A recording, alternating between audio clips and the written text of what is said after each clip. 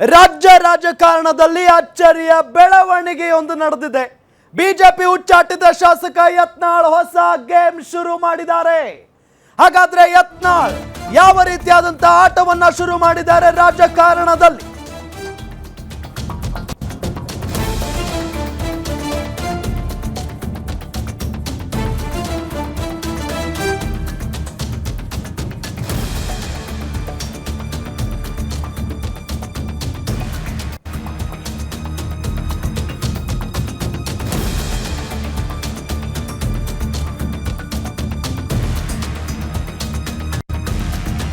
ಯಾಕೆ ಬಿಜೆಪಿ ರಾಜ್ಯಾಧ್ಯಕ್ಷ ವಿಜಯೇಂದ್ರ ವಿರುದ್ಧ ಯತ್ನಾಳ್ ತೊಡೆ ತಟ್ಟಿದ್ರು.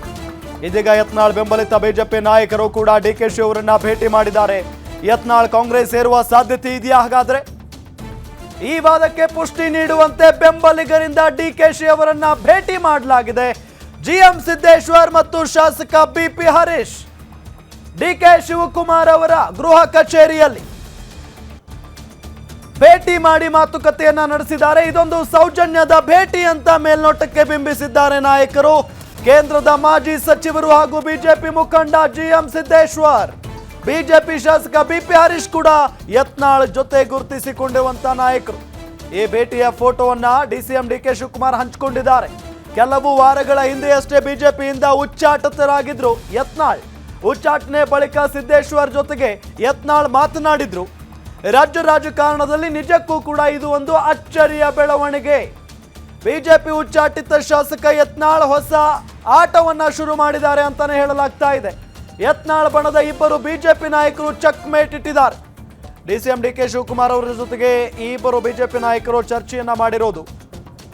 ಭಿನ್ನಮತೀಯ ನಾಯಕರ ಹೊಸ ಆಟ ಏನು? ಹಾಗಾದ್ರೆ ಡಿಸಿಎಂ ಡಿಕೆ ಶಿವಕುಮಾರ್ ಜೊತೆ ಯತ್ನಾಳ್ ಟೀಮ್ ಮಾತುಕತೆ ನಡೆಸಿರೋದು ಏನು ಮತ್ತು ಯಾಕೆ?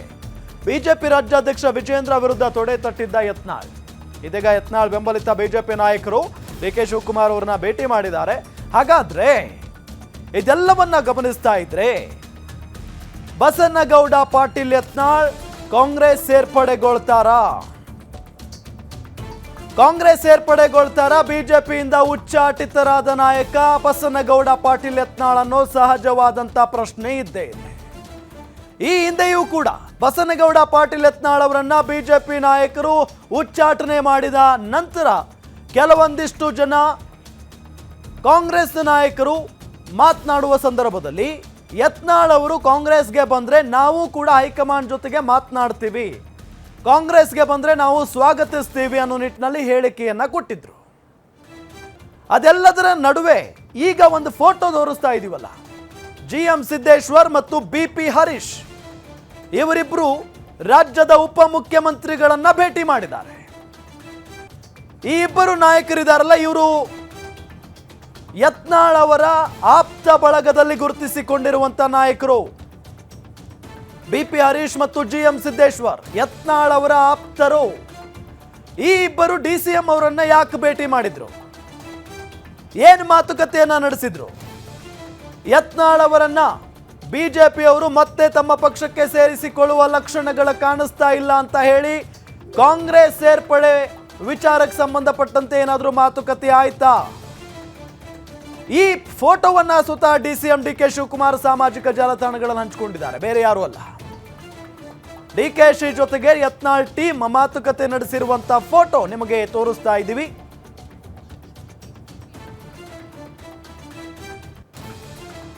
ಗಮನಿಸ್ತಾ ಇದ್ದೀವಿ ಯಾವೆಲ್ಲ ರೀತಿಯಾಗಿ ಬೆಳವಣಿಗೆ ನಡೀತಾ ಇದೆ ರಾಜ್ಯ ರಾಜಕಾರಣದಲ್ಲಿ ಅಂತ ಹೇಳಿ. ಇದು ಸ್ಫೋಟಕವಾದಂತಹ ಬೆಳವಣಿಗೆ. ಯತ್ನಾಳ್ ಬೆಂಬಲಿಗರಿಂದ ಡಿಕೆಶಿ ಭೇಟಿ ಬೆನ್ನಲ್ಲೇ ಅಸಲಿ ಆಟ ಈಗ ಶುರುವಾಗಿದೆ.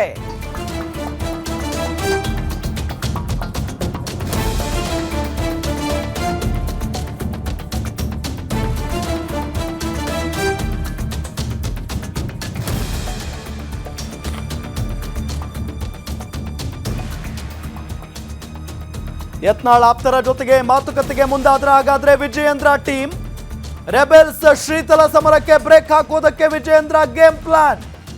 ಬಿಜೆಪಿ ರಾಜ್ಯಾಧ್ಯಕ್ಷರಾಗಿ ವಿಜಯೇಂದ್ರ ಮುಂದುವರಿಯೋದು ಆಲ್ಮೋಸ್ಟ್ ಫಿಕ್ಸ್ ಆಗಿದೆ. ಹೀಗಾಗಿ ಪಕ್ಷದಲ್ಲಿ ಎಲ್ಲರನ್ನೂ ಒಟ್ಟಾಗಿ ಕರ್ಕೊಂಡು ಹೋಗೋದಕ್ಕೆ ರೆಡಿ ಆಗಿದ್ದಾರೆ. ಆಂತರಿಕ ಭಿನ್ನಾಭಿಪ್ರಾಯವನ್ನೇ ಅಸ್ತ್ರವಾಗಿ ಬಳಸಿಕೊಳ್ಳೋದಕ್ಕೆ BY ವಿಜಯೇಂದ್ರ ಬಣ ಮುಂದಾಗಿದೆ.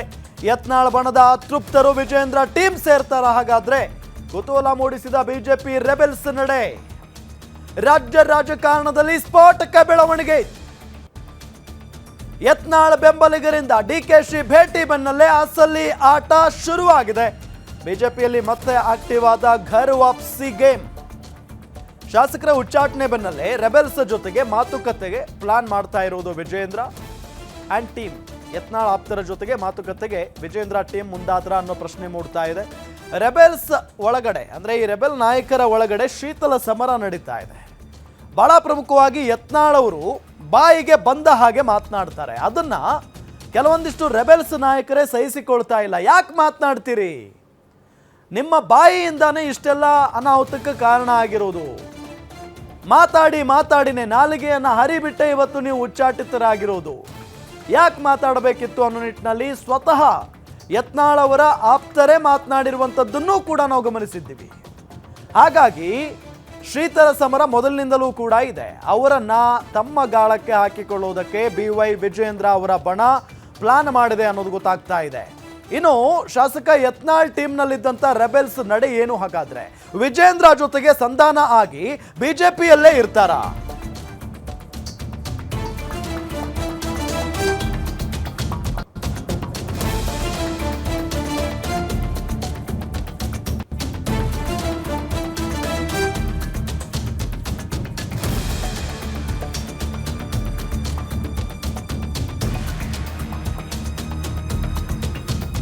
ಬಿಜೆಪಿಯಲ್ಲಿ ಉಳಿಯೋದು ಯಾರು, ಕಾಂಗ್ರೆಸ್ಗೆ ಹೋಗೋದು ಯಾರು? ಹಾಗಾದ್ರೆ ಗ್ಯಾರಂಟಿ ನ್ಯೂಸ್ ನಲ್ಲಿ ರೆಬೆಲ್ಸ್ ನಾಯಕರ ಅಸಲಿ ಚಿತ್ರಣ. ಶಾಸಕ ಯತ್ನಾಳ್ ಟೀಮ್ ನಲ್ಲಿದ್ದ ರೆಬೆಲ್ಸ್ ನಡೆ ಏನು? ಹಾಗಾದ್ರೆ ವಿಜಯೇಂದ್ರ ಜೊತೆ ಸಂಧಾನ ಆಗಿ ಬಿಜೆಪಿಯಲ್ಲೇ ಇರ್ತಾರಾ ಅಥವಾ DK ಶಿವಕುಮಾರ್ ಜೊತೆಗೆ ಚರ್ಚೆ ನಡೆಸಿ ಕಾಂಗ್ರೆಸ್ ಸೇರ್ತಾರಾ? ರೆಬೆಲ್ಸ್ ಮುಂದಿನ ನಡೆ ಕುರಿತು ಭಾರಿ ಕುತೂಹಲ ಕೆರಳಿಸಿರುವಂತದ್ದು. ಇನ್ನು ಹರಿಹರ ಶಾಸಕ BP ಹರೀಶ್ ಕಾಂಗ್ರೆಸ್ ಸೇರ್ತಾರಾ? ಹರಿಹರದ ಶಾಸಕ BP ಹರೀಶ್ ಕಾಂಗ್ರೆಸ್ ಸೇರ್ತಾರಾ? ಮಾಜಿ ಸಂಸದ GM ಸಿದ್ದೇಶ್ವರ್ ಕೂಡ ಕಾಂಗ್ರೆಸ್ಗೆ ಹೋಗ್ತಾರಾ?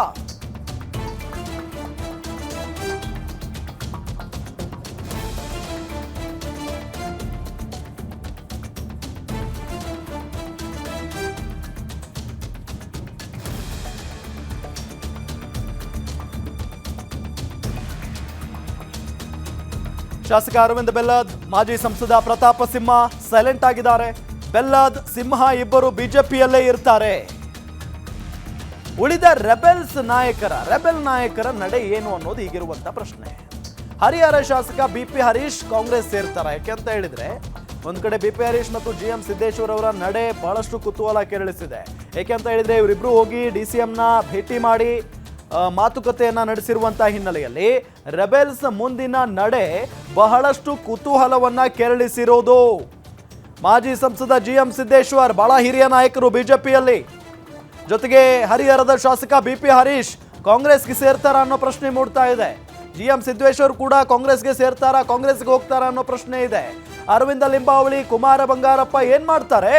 ಇವರೆಲ್ಲರೂ ಕೂಡ ಯತ್ನಾಳ್ ಬಳಗದಲ್ಲೇ ಗುರುತಿಸಿಕೊಂಡಿರುವಂತ ನಾಯಕರು. ಅರವಿಂದ ಲಿಂಬಾವಳಿ ಏನ್ ಮಾಡ್ತಾರೆ? ಹಾಗಾದ್ರೆ ಕುಮಾರ ಬಂಗಾರಪ್ಪ ಅವರ ಮುಂದಿನ ನಡೆ ಏನು? ಶಾಸಕ ಯತ್ನಾಳ್ ಜೊತೆಗೆ ರೆಬೆಲ್ಸ್ ಆಗಿ ಉಳಿತಾರಾ? ಈ ರೀತಿಯಾದಂತಹ ಪ್ರಶ್ನೆ. ಶಾಸಕ ಯತ್ನಾಳ್ ಜೊತೆಗೆ ರೆಬೆಲ್ಸ್ ಆಗಿ ಉಳಿತಾರಾ ಅಥವಾ ವಿಜಯೇಂದ್ರ ಅವರ ಗುಂಪಿಗೆ ಸೇರಿಕೊಳ್ತಾರಾ? ನೋಡೋಣ. ಜೊತೆಗೆ ಶಾಸಕ ಅರವಿಂದ್ ಬೆಲ್ಲದವ್ರು ಏನ್ ಮಾಡ್ತಾರೆ? ಮಾಜಿ ಸಂಸದ ಪ್ರತಾಪ್ ಸಿಂಹ ಅವ್ರು ಏನ್ ಮಾಡ್ತಾರೆ? ಇಬ್ರು ಕೂಡ ಸದ್ಯಕ್ಕೆ ಸೈಲೆಂಟ್ ಆಗಿದ್ದಾರೆ.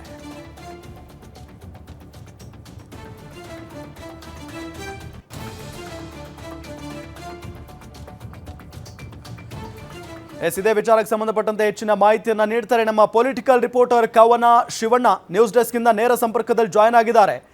ಎಸ್ ಕವನ, ಒಂದ್ ಕಡೆ ಈಗ GM ಸಿದ್ದೇಶ್ವರ್ ಮತ್ತು BP ಹರೀಶ್ ಹೋಗಿ DCM DK ಶಿವಕುಮಾರ್ ಅವರನ್ನ ಭೇಟಿ ಮಾಡಿ ಮಾತುಕತೆ ನಡೆಸುವಂಥದ್ದೇನಿತ್ತು? ಯಾವಾಗ ಈ ಉಭಯ ನಾಯಕರು ಹೋಗಿ ಭೇಟಿ ಮಾಡಿ ಮಾತುಕತೆ ನಡೆಸಿದ್ದಾರೆ? ಈ ಸಂದರ್ಭದಲ್ಲಿ ಏನೆಲ್ಲ ಚರ್ಚೆಯಾಗಿದೆ ಅನ್ನೋದರ ಮಾಹಿತಿ ಇದೆಯಾ?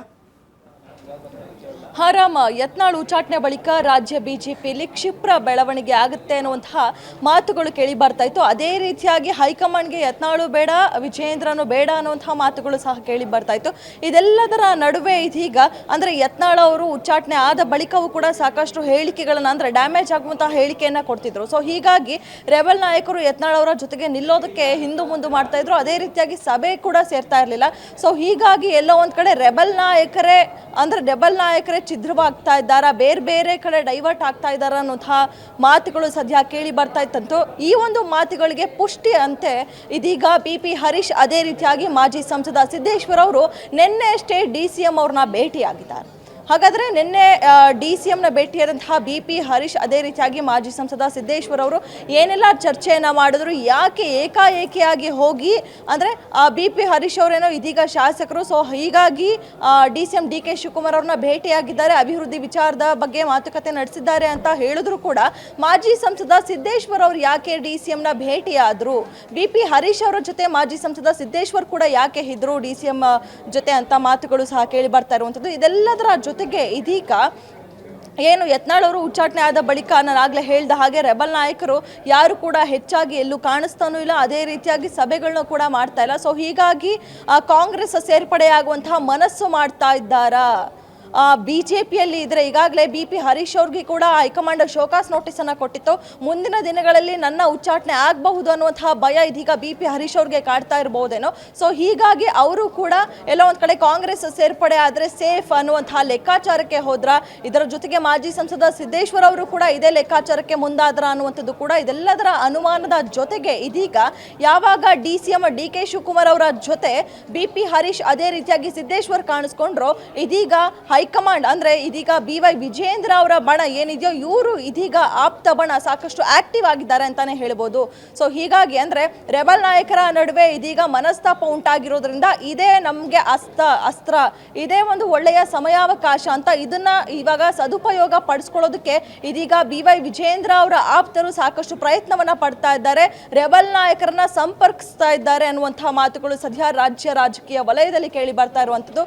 ಸೊ ಹೀಗಾಗಿ ಇತ್ತ ಬಿ.ಪಿ. ಹರೀಶ್ ಹಾಗೆ ಸಿದ್ದೇಶ್ವರ್ ಅವರು DCMನ ಭೇಟಿಯಾಗಿರೋದ್ರಿಂದ ಕಾಂಗ್ರೆಸ್ ಸೇರ್ಪಡೆ ಆಗ್ತಾರಾ ಅಥವಾ ಈ ಎಲ್ಲ ರೆಬಲ್ ನಾಯಕರನ್ನ ಮನವೊಲಿಸುವಂತಹ ಪ್ರಯತ್ನವನ್ನ B.Y. ವಿಜಯೇಂದ್ರ ಬಣ ಮಾಡ್ತಾರಾ, ಬಿಜೆಪಿಯಲ್ಲೇ ಉಳ್ಕೊಳ್ತಾರಾ ಅಥವಾ ಕಾಂಗ್ರೆಸ್ಗೆ ಸೇರ್ಪಡೆ ಆಗ್ತಾರಾ ಅನ್ನುವಂಥ ಕುತೂಹಲ ಇದೀಗ ಸಾಕಷ್ಟು ಮೂಡ್ತಾ ಇರುವಂಥದ್ದು. ಎಲ್ಲೋ ಒಂದ್ ಕಡೆ ಯತ್ನಾಳ್ ಉಚ್ಚಾಟನೆ ಆದ ಬಳಿಕ ರೆಬಲ್ ನಾಯಕರು ಕೈ ಬಿಡೋದಿಲ್ಲ, ಎಲ್ಲರೂ ಕೂಡ ಒಟ್ಟಾಗೆ ಹೋಗ್ತಾರೆ ಅನ್ನುವಂಥದ್ದು ಕೂಡ ಇತ್ತು. ಆದ್ರೆ ಇದೀಗ ರಾಜ್ಯ ಬಿಜೆಪಿಯಲ್ಲಿ ಆಗ್ತಾ ಇರುವಂತಹ ಬೆಳವಣಿಗೆಗಳನ್ನ ನೋಡಿದ್ರೆ ಇಷ್ಟು ದಿನ ಕ್ಷಿಪ್ರ ಬೆಳವಣಿಗೆ ಆಗುತ್ತೆ, ರಾಜ್ಯಾಧ್ಯಕ್ಷರು ಬದಲಾವಣೆ ಆಗ್ತಾರೆ ಅಂತ ಮಾತು ಕೇಳಿ ಬರ್ತಾ ಇತ್ತು. ಇದೀಗ ಎಲ್ಲೋ ಒಂದ್ ಕಡೆ ರೆಬಲ್ ನಾಯಕರೇ ಛಿದ್ರ ಆಗ್ತಾರ ಅನ್ನುವಂಥದ್ದು ಕೂಡ ಇದೀಗ ಕೇಳಿ ಬರ್ತಾ ಇರುವಂತಹ ವಿಷಯ. ರಾಮ್, ಎಕ್ಸಾಕ್ಟ್ಲಿ ಕವನ ಶಿವಣ್ಣ, ಈಗಾಗಲೇ ಯತ್ನಾಳ್ ಅವರು ಒಂಟಿ ಆಗ್ಬಿಟ್ಟಿದ್ದಾರೆ ಅಂತ ಕೂಡ ರಾಜಕಾರಣದಲ್ಲಿ ಮಾತುಕತೆ ಕೇಳಿ ಬರ್ತಾ ಇದೆ. ಇದೆಲ್ಲದರ ನಡುವೆ ಈಗ ಬಿ.ಪಿ. ಹರೀಶ್ ಮತ್ತು GM ಸಿದ್ದೇಶ್ವರ್ ಹೋಗಿ ಭೇಟಿ ಮಾಡಿರೋದು ಒಂದು ವಿಚಾರ ಆದರೆ ಅರವಿಂದ ಲಿಂಬಾವಳಿ ಅವರು ಏನು ಮಾಡ್ತಾರೆ, ಅರವಿಂದ ಲಿಂಬಾವಳಿ ಅವರು ರಮೇಶ್ ಜಾರಕಿಹೊಳಿ ಅವರ ನಡೆ ಏನು ಅನ್ನೋ ಸಹಜವಾದಂಥ ಕುತೂಹಲ ಇದ್ದೇ ಇದೆ. ಹಾಗಾಗಿ ಈ ಇಬ್ಬರ ನಡೆ ಏನು ಅನ್ನೋದರ ಬಗ್ಗೆ ಏನು ಹೇಳ್ತೀರಿ? ಈಗಾಗಲೇ ಯತ್ನಾಳ್ ಅವರು ಉಚ್ಚಾಟನೆ ಆದ ಬಳಿಕ ಅರವಿಂದ್ ಲಿಂಬಾವಳಿಯ ಹಾಗೆ ರಮೇಶ್ ಜಾರಕಿಹೊಳಿ ಅವರು ಬಹಿರಂಗವಾಗಿಯೇ ತಮ್ಮ ಮುನಿಸನ್ನು ವ್ಯಕ್ತಪಡಿಸಿದ್ದಾರೆ. ಅಂದ್ರೆ ಯತ್ನಾಳ್ ಉಚ್ಚಾಟನೆ ಆದರೂ ಕೂಡ ಈಗಲೂ ವಿಜಯೇಂದ್ರ ಅವರ ವಿರುದ್ಧ, ಯಡಿಯೂರಪ್ಪನವರ ವಿರುದ್ಧ ಏಕಾಏಕಿ ವಾಗ್ದಾಳಿಯನ್ನ ನಡೆಸ್ತಾ ಇದ್ದಾರೆ. ಸೊ ಹೀಗಾದ್ರೆ ನಾವು ಈ ಒಂದು ರೆಬಲ್ ಟೀಮ್ನಲ್ಲಿ ಇರೋದಿಲ್ಲ, ನಿಮ್ಮ ದಾರಿ ನೀವು ನೋಡ್ಕೊಳ್ಳಿ, ನಮ್ಮ ದಾರಿ ನಾವು ನೋಡ್ಕೊಳ್ತೀವಿ ಅನ್ನುವಂತಹ ಮಾತನ್ನ ಈಗಾಗಲೇ ರಮೇಶ್ ಜಾರಕಿಹೊಳಿ ಅದೇ ರೀತಿಯಾಗಿ ಅರವಿಂದ್ ಲಿಂಬಾವಳಿ ಅವರು ಹೇಳಿರುವಂಥದ್ದು. ಯತ್ನಾಳ್ ಉಚ್ಚಾಟನೆ ಆದ ಬಳಿಕ ಅರವಿಂದ್ ಲಿಂಬಾವಳಿ ಅವರು ಕೂಡ ಅಷ್ಟಾಗಿ ಈ ಒಂದು ರೆಬಲ್ ಟೀಮ್ಗಳಲ್ಲಿ ಕಾಣಿಸ್ತಾ ಇಲ್ಲ. ಸೊ ಹೀಗಾಗಿ ಎಲ್ಲೋ ಒಂದ್ ಕಡೆ ಇವರು ತಟಸ್ಥರಾಗಿ ಉಳಿದುಕೊಳ್ಳುವಂತಹ ಸಾಧ್ಯತೆಗಳು ಕೂಡ ಇರುತ್ತೆ. ಇಲ್ಲ ಅಂದ್ರೆ ಏನು ರಮೇಶ್ ಜಾರಕಿಹೊಳಿ ಆಗಿರ್ಬೋದು, ಅದೇ ರೀತಿಯಾಗಿ ಅರವಿಂದ್ ಲಿಂಬಾವಳಿ ಆಗಿರ್ಬೋದು, ಕುಮಾರ್ ಬಂಗಾರಪ್ಪ ಆಗಿರ್ಬೋದು, ಇವರೆಲ್ಲರೂ ಕೂಡ ಏನು ತಟಸ್ಥವಾಗಿ ಉಳಿದುಕೊಂಡು ವಿಜಯೇಂದ್ರ ಪರವಾಗಿಯೂ ಕೂಡ ಇಲ್ಲದೆ ತಟಸ್ಥವಾಗಿ ಉಳಿಯುವಂತಹ ಸಾಧ್ಯತೆ ಹೆಚ್ಚಾಗಿಯೇ ಇದೆ. ರಾಮ್, ಓಕೆ, ಥ್ಯಾಂಕ್ ಯು ಕವನ ಶಿವಣ್ಣ ತಮ್ಮೆಲ್ಲ ಮಾಹಿತಿಗಾಗಿ. ಎಸ್, ಶಾಸಕ ಯತ್ನಾಳ್ ಜೊತೆ ರೆಬೆಲ್ಸ್ ಆಗಿ ಏನು ಕಾಣಿಸಿಕೊಂಡಿದ್ರಲ್ಲ